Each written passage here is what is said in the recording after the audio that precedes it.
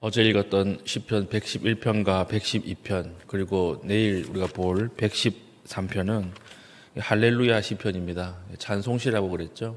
어저께 강사님께서 찬송으로 되어 있는 시다 이렇게 되어 있는데 할렐루야 이렇게 시작하기 때문에 할렐루야 시편 이렇게 이야기를 하는 것입니다. 여러분 보면 오늘 복이 있다 이렇게 이야기를 하는데 믿는 자가 복이 있다 이렇게 이야기 안 해요. 이렇게 이야기하지 않고 어떤 사람이 복이 있다 그래요? 즐거워하는 자가 복이 있다 이렇게 이야기를 합니다. 근데 즐거워하는데 뭘 즐거워하는 자가 복이 있느냐? 말씀을 즐거워하는 자가 복이 있다 이렇게 이야기를 하는 것입니다. 우리는 처음에 하나님을 믿음에 대한 감격이 있습니다. 이 자리에 있는 분들은 다 이 감격이 있었지 않습니까? 근데 첫 믿음에 대해서는 우리가 굉장히 중요하게 생각하고 감격을 가지고 살아가는데 더 중요한 것은 무엇일까요? 우리가 구원받은 감격 이후에 더 중요한 것은 이젠 하나님 앞에 순간순간 말씀을 즐거워하며 사는 거예요. 근데 이건 우리가 계속 놓치고 사는 것 같아요. 처음에 하나님을 믿는 감격은 있었지만 그 뒤에 말씀을 지키는 것은 너무 괴로워하고 또 우리 안에 어떤 도덕적, 윤리적 성향에 말씀을 지키지 못했던 것에 대한 어떤 통탄과 어떤 하나님 앞에 죄송함 이런 것으로 살아가는 것처럼 보이는데 이 율법주의죠. 우리가 하나님 앞에 구원을 받은 그 단회적 감격 이후에는 더 중요한 것은 매일매일 살아가는 일상의 순종 가운데 주시는 기쁨 이것이 더 중요한 것이라는 것이죠. 우리가 어제 하루 하나님 주시는 말씀에 대한 기쁨이 있었는가? 아니면 오늘 하루 내가 시작할 때, 일어날 때 하나님 주시는 말씀에 대한 기쁨이 있는가? 이걸 점검해 보아야 한다는 것입니다. 그래서 즐거워하는 자들에게 하나님 복을 주신다. 이렇게 이야기를 하는 것이죠. 즐거워하는 자의 복. 이런 복이 있기를 제가 원합니다. 그래서 이 계명을 지키는 자들, 말씀을 지키는 자들에게 복을 주시는데 그 복이 무엇이냐? 오늘 쭉 기록되어 있는 것입니다. 하나님의 말씀을 즐겁게 지키는 자들. 이들에게 하나님 무슨 복을 주시죠? 2절. 그의 후손이 땅에서 강성하며. 첫 번째 복이 뭐예요? 하나님의 말씀을 즐거이 지키고 즐겁게 누리는 자들에게 주시는 복은 후손이 잘 된다는 거예요. 자녀가 잘 된다고 하는 거죠. 그럴 수밖에 없지 않습니까? 매일매일 어머니 아버지가 말씀을 지키는데 괴로워하면서 지켜요. 헌금을 하는데 괴로워하면서 헌금해요. 봉사를 하는데 괴로워하면서 해요. 그러면 자녀가 나는 안 믿어야 되겠다 이렇게 생각하겠죠. 그런데 즐겁게 말씀을 지키고 그걸 따르는 것을 기뻐하면 자녀들이 그것을 보고 하나님 앞에 돌아오는 축복이 있다라고 하는 거죠. 이게 자녀들을 향한 첫 번째 복이에요. 복. 우리가 말씀을 즐거워할 때 대가 가면 갈수록 믿음이 우리 시대에서 끝나는 것이 아니라 가면 갈수록 믿음이 쌓이고 높아져서 더 깊은 기도의 단계, 믿음의 단계로 들어간다. 이것이 정말 하나님이 주시는 귀한 복이죠. 그렇지 않습니까? 그래서 이 시편이라고 하는 것은 다가올 예수님을 바라보고 쓴 시라고 했지 않습니까? 모든 시편은 그래요. 가면 갈수록 잘 되는 집, 이런 그 명문 가정이 최고의 명문 가정이 어떤 가정이었어요? 다윗이었죠. 다윗 시대에도 하나님께서 다윗을 축복하셨고 다윗과 함께 하셨지만 가면 갈수록 그 후대에서 누가 나옵니까? 메시아가 하나님 태어나지 않습니까? 하나님의 아들로 메시아가 오는 그런 가문이 되잖아요. 하나님의 말씀을 사랑하고 지키고 기뻐하는 자들, 즐거워하는 자들에게 하나님께서 우리만 함께 하시는 것이 아니라 자녀들과도 함께 하신다. 제가 볼 때 이게 최고의 복인 것 같아요. 그래서 시편에서 이야기하는 모든 복은 잘 먹고 잘 사는 그것만 이야기하는 게 아닙니다. 포함이 돼요. 그러나 시편에서 이야기하는 복 중에 복은 하나님이 함께 하시는 거예요. 하나님이 위기 때마다 나타나시고 하나님의 말씀이 위기 때마다 우리에게 들어와서 우리의 귀에 들려오게 만드는 것. 이것이 가장 큰 복이 되는 것입니다.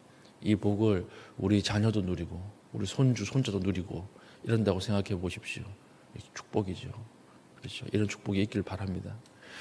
두 번째는 3절이죠. 부와 재물이 그의 집에 있게 된다. 하나님 굶기지 않는다는 거죠. 하나님께서 가난하게 살게 하지 않는다. 이건 로또를 맞게 한다 이 말이 아니에요. 하나님 주시는 양식은 항상 일용할 양식이라 그랬잖아요. 일용할 양식. 항상 필요한 만큼 걱정하지 않아도 하나님께서 굶기지 않는다. 우리가 하나님 앞에 잠잠히 생각해 보면 돈은 없어요. 그렇죠? 항상 돈은 없잖아요. 그런데 굶은 적은 없어요. 언제 우리가 굶었습니까? 하나님께서 먹이신 거예요. 하나님께서 주시고 공급하시고 복을 허락해 주신 것입니다. 말씀을 기뻐하는 자에게 하나님께서 굶기지 않는다. 이 세상 일 때문에 고민하며 근심하게 만들지 않는다. 이것을 약속하시는 것이죠. 그리고 또 다른 복은 4절 정직한 자에게 흑암 중에 빛이 일어나나니. 깜깜할 때 빛이 일어난다. 가장 큰 위기, 가장 큰 어려움 속에서 하나님이 길을 열어주신다는 거죠. 빛으로 차가우신다. 돕는 사람을 보내신다. 이런 복을 하나님 말씀을 즐거워하는 자에게 주신다. 그리고 5절에는 은혜를 베풀며 꾸어주는 자, 은혜를 베풀며 꾸어주는 자가 되게 할 것이다. 이 역설이죠. 세상 사람들은 조금도 손해보려고 하지 않잖아요. 세상 사람들은 자기의 것을 잃으면 죽는 줄 알잖아요. 그런데 말씀을 즐거워하는 자들에게는 자기의 것은 하나님께서 책임져 주시기 때문에 나눌 수 있죠. 꾸어주고 풀어헤칠 수 있죠. 이렇게 살게 하신다라고 하는 것입니다. 역설적으로 살게 하신다는 거죠. 그리고 6절에 영혼이 흔들리지 아니한다. 세상 사람들이 회방을 놓고 세상 사람들이 나를 끌어내리려고 함정을 파도 하나님께서 그 함정을 흔들어서 뒤엎어버리는 거예요. 그래서 많은 사람들의 어떤 함정에도 무너지지 않는다, 흔들리지 않는다라고 하는 것입니다. 우리 어떤 공동체가 있으면 나를 다 좋아할 수는 없잖아요. 그렇죠? 예수님도 핍박당하셨는데 어떻게 다 나를 좋아하겠습니까? 그런데 나를 좋아하는 사람과 싫어하는 사람의 비율이 있지 않겠습니까? 그런데 싫어하는 사람의 비율은요, 통계가 있어요. 20%를 넘어가지 않아요. 20%. 최고 잡아도 20%예요. 여러분 꼭 기억하시기 바랍니다. 다 나를 싫어하는 것 같고 다 나를 손가락질하는 것 같잖아요. 그런데 20%가 최고 넘지 않습니다. 몇 명만 나를 싫어하는 거예요. 그런데 그 사람들이 말을 만들고 소문을 퍼뜨리는 거예요. 그래서 인터넷 댓글 같은 거 봐도 악플을 막 쓰지 않습니까?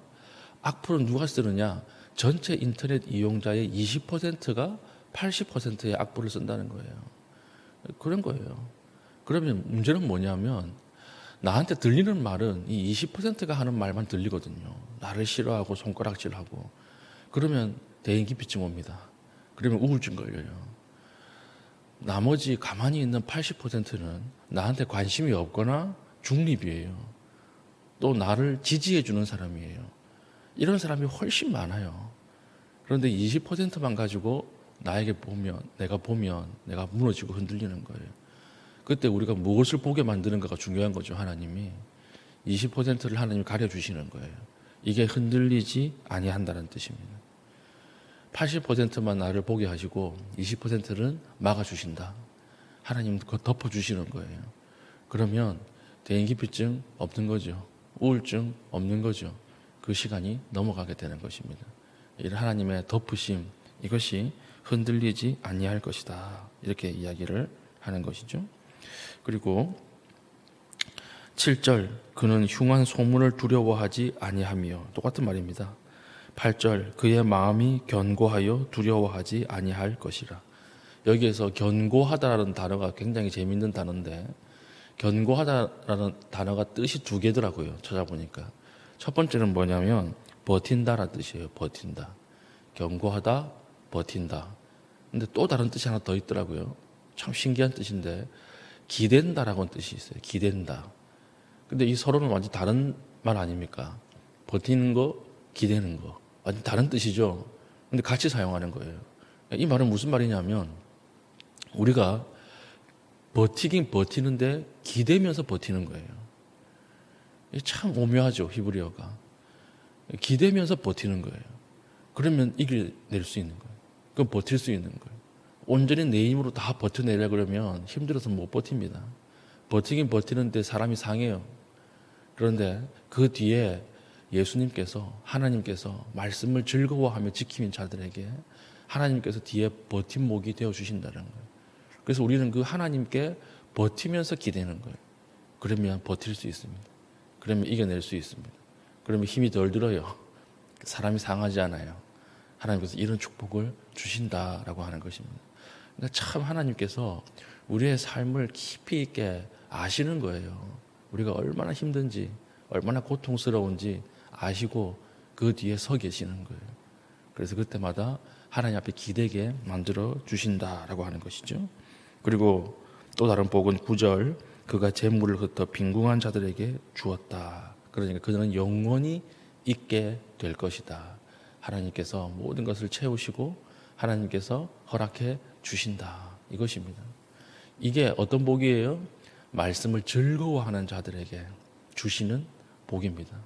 이 복을 왜 안 받습니까, 여러분? 안 받을 이유가 없죠. 오늘날 이 시대에 정말 필요한 복이에요. 오늘날 각자 도생의 시대 아닙니까? 그렇죠. 강한 자만 살아남는 시대 아니에요? 진짜 그렇지 않습니까? 그래서 이 참 밀림과 같은 이 세상 속에서 말씀을 즐거워하는 자들에게 하나님이 이런 복을 책임져 주신다라고 하는 거죠. 우리가 오늘 이 복을 가지고 시작할 수 있게 되기를 축복합니다. 정말 이 복이 필요해요. 오늘 이 시간 우리에게. 하나님, 내가 말씀을 즐거워하게 하여 주셔서 내 자녀들이 돌아오게 하시고 또한 즐거워하는 나에게도 하나님 세상이 줄 수 없는 복을 허락해 주십시오. 기도할 수 있기를 바라요. 그리고 마지막 10절에 딱 보면 악인이 나와요. 그러나 악인은 이를 보고 한탄하여 이를 갈면서 소멸되리니 악인들의 욕망은 사라지리로다. 악인들이 이걸 보는 거예요. 그러면서 나도 저렇게 살걸. 나 왜 이렇게 아둥바둥 살았나? 나 왜 이렇게 혼자 고생하며 살았나? 혼자 버티면서 살았나? 이러고 사라진다는 것입니다. 시편 112편이 10절 아닙니까? 1절부터 10절. 그런데 1절부터 9절까지는 누구에 대한 이야기예요? 하나님의 말씀을 즐거워하는 자의 이야기.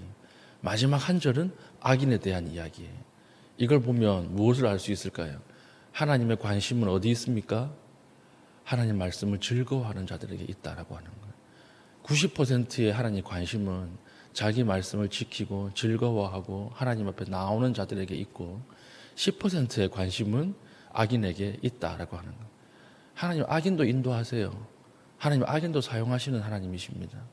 그러나 하나님의 90%의 관심은 누구에게 있어요? 말씀을 지키고 사랑하고 하나님을 기뻐하는 자에게 있다라고 하는 것입니다. 여러분 어느 편에 서겠습니까? 여러분 어느 편에 서서 신앙생활을 하시겠습니까? 물을 필요도 없죠. 하나님 말씀을 즐거워하십시다. 하나님 말씀을 기쁘게 지키십시다. 기쁘게 순종하십시다. 그러면 하나님과의 관계가 더 깊어지고 하나님께서 오늘 말씀하고 약속하셨잖아요. 하나님의 약속은 반드시 이루어지잖아요. 이 약속을 가지고 하나님 앞에 의인의 자리에 서며 의인의 축복을 받는 믿음의 귀한 주의 종 될 수 있기를 축복합니다. 아멘. 기도하겠습니다. 기도할 때 말씀을 붙잡고 기도하겠습니다. 하나님, 오늘 이 시대가 너무나 악하고 너무나 험한 시대가 되었습니다. 하나님 말씀을 이 가운데 지키게 하시고 즐거워하게 하시고 하나님 약속하신 오늘 모든 말씀의 축복을 다 누릴 수 있도록 은혜 베풀어 주시옵소서. 기도하신 이후에 개인적인 기도의 제목을 가지고 기도하시고 자유롭게 돌아가시겠습니다.